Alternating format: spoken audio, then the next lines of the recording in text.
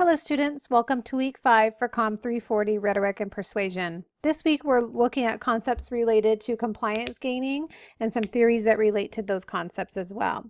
We're reading chapters 8 and 9 in the course text, as well as watching 3 videos, one on social influence and 2 on cognitive dissonance. Is the theory that we're working on this week for our TAP assignment.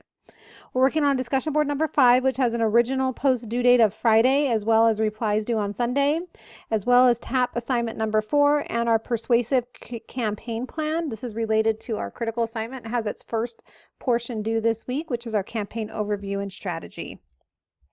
Discussion number 5 asks you to read the required chapters and handouts, as well as watching the assigned videos and lectures to complete the following. Imagine you are in charge of creating a campaign that will increase the number of students and employees on a college campus to get the flu vaccine for each year. How could you potentially use cognitive dissonance theory in your campaign, and in what ways could compliance gaining techniques from the reading apply to the situation? Make sure you construct at least a 300-word response, submit it no later than Friday, and reply to at least 2 students by Sunday.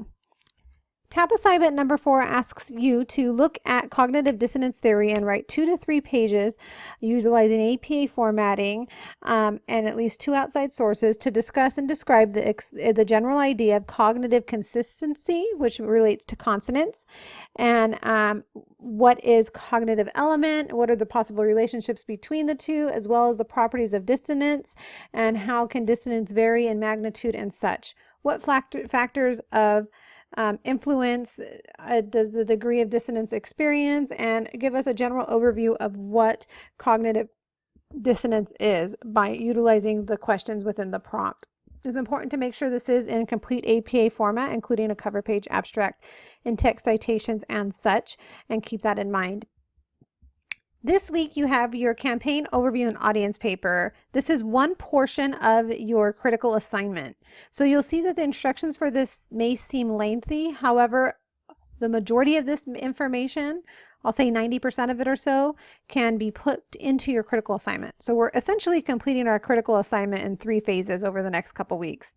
This assignment itself has 3 sections and will be about 2 to 4 pages in length. You may need to add to it when you are developing your final critical assignment, but this is going to give you a lot of information towards your critical assignment completed this week, so that you do not have the stress of completing it all by week 8.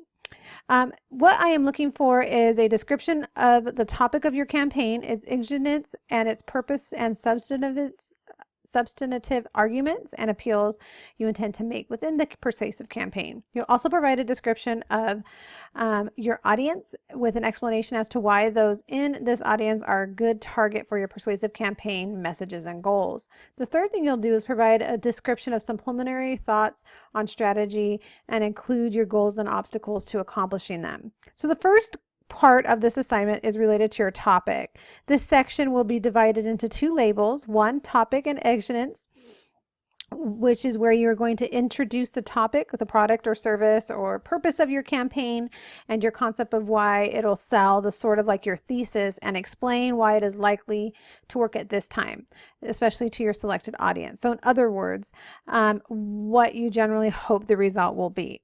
What we're looking at particularly is that you've all selected a topic. Now you're going to explain why this topic is so great. And why it is not just utilized for persuasive techniques, but will really captivate your audience, and that you'll be able to invoke a behavior change among your audience. Section 2 within the first section, invention, is where you present the key arguments and reasoning that you believe that will lead your audience members to become favorable towards your campaign topic. It'll provide argumentation and some reasoning. Your arguments that you hope people will support your campaign goals by either donating, participating, or behavior change. It's important that you provide at least 2 to 3 arguments at most that will help within this explanation of how it relates to your topic, your audience, and as well as your persuasive nature of the campaign. Once that's completed, you'll do an audience analysis. This is where you'll need to write a description of the audience within 2 sections of this section. You'll need to make use of the information that we've covered in this lecture for this section of the paper.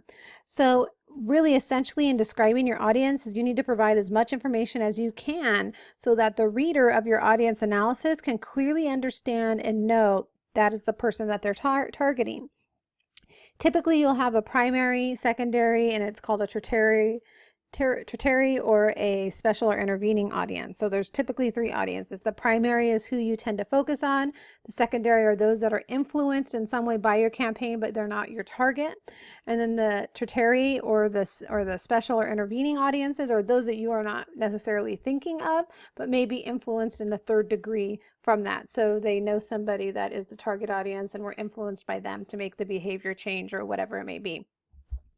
In this, explain the demographic and other characteristics of your general audience within a paragraph or so, then provide key dimensions of the audiences.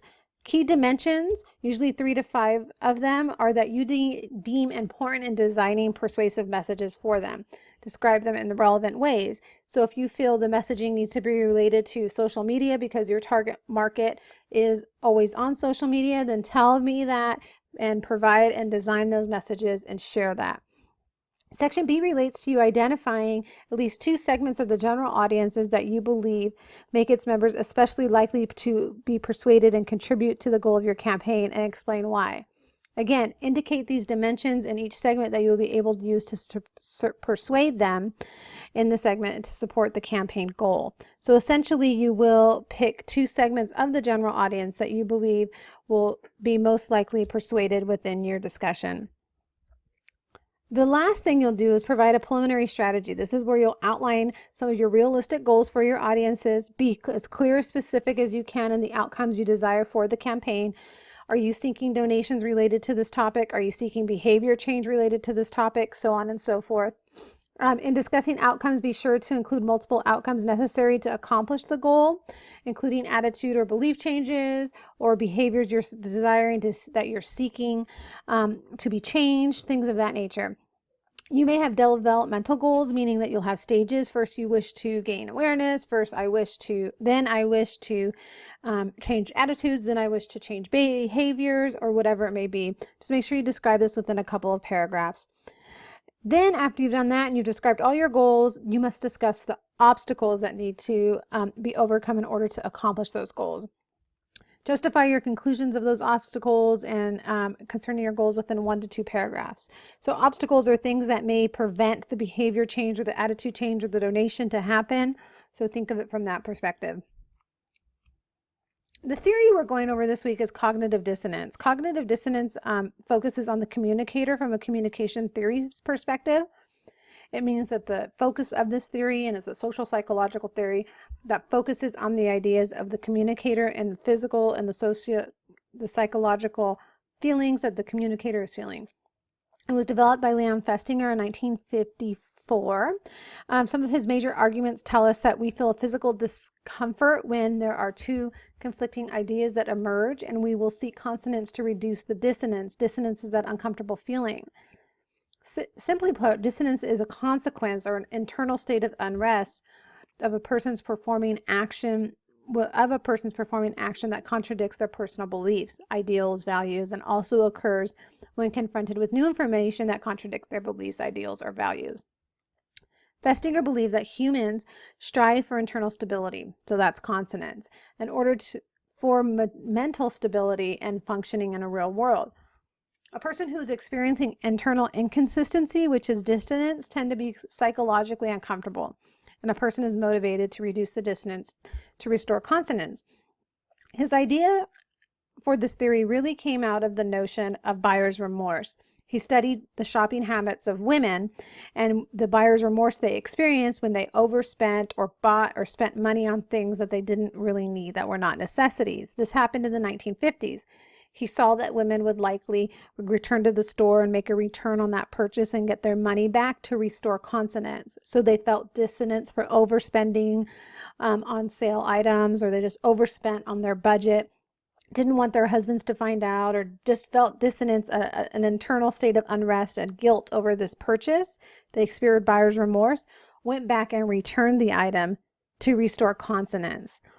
And so from this, he was able to apply this and replicate this over a number of different topics, and it happens over a number of different things. He really had a firm belief that humans, as human beings, strive for internal stability. We have to have a certain state of inner peace. If we don't have that certain state of inner peace, we cannot function in the world if we don't have consonance within our psychological being.